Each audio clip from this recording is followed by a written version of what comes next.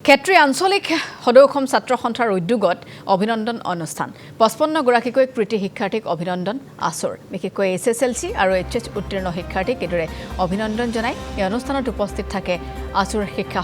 সম্পাদক টুটুমণি কলিতা অংশলৈ কেন্দ্ৰীয় সাধাৰণ সম্পাদক সমীৰণ ফুকনে মৰিগাঁও জিলা আয়ুক্ত দেৱাশিষ শৰ্মা উপস্থিত থাকে এই অনুষ্ঠানত ডিমৰীয়া মহাবিদ্যালয়ৰ ভাৰপ্ৰাপ্ত অধ্যক্ষ ডক্টৰ মহানন্দ বৰায়ো অংশগ্ৰহণ কৰে এই অনুষ্ঠানত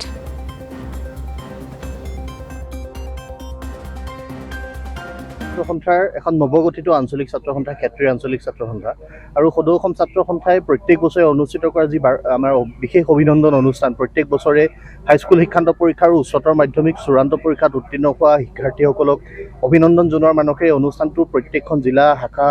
আঞ্চলিক ছাত্ৰ সন্থাই অনুষ্ঠিত কৰে ক্ষেত্ৰীয় আঞ্চলিক ছাত্ৰ সন্থায়ো আজি ডিমৰীয়া মহাবিদ্যালয়ত খুব সুন্দৰভাৱে এই অনুষ্ঠানটো অনুষ্ঠিত কৰিছে অনুষ্ঠানটোত অংশগ্ৰহণ কৰিলোঁ কৃতিমান ছাত্ৰ ছাত্ৰী বন্ধু বান্ধৱীসকলক লগ পোৱাৰ সৌভাগ্য হ'ল আৰু ছাত্ৰ ছাত্ৰীসকললৈ আমাৰ এটাই আহ্বান থাকিব যে এইসকল ছাত্ৰ ছাত্ৰীয়ে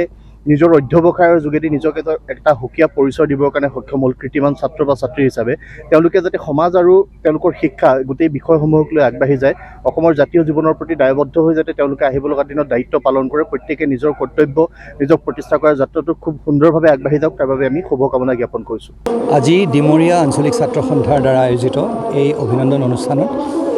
মই পোনপ্ৰথমে আয়োজকসকলক মই মোৰ আন্তৰিক ধন্যবাদ সমাজখনৰ হৈ ধন্যবাদ তথা অভিনন্দন জ্ঞাপন কৰিছোঁ আৰু আজি যিসকল ছাত্ৰ ছাত্ৰী ইমান সুন্দৰ তেওঁলোকে আজি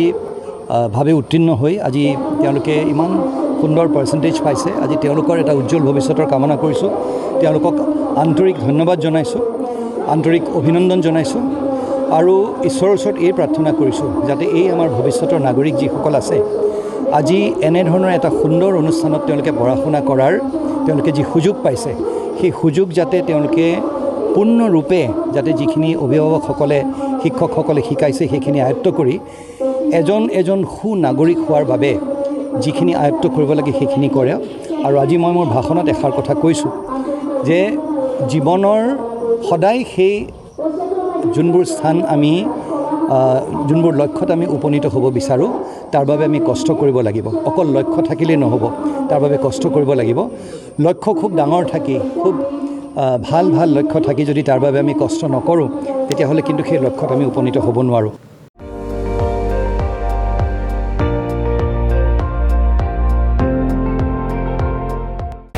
আপুনি চাই আছে ND24 সৰ্বশ্ৰেষ্ঠ নহয় সৰ্বোত্তমৰ দৌৰ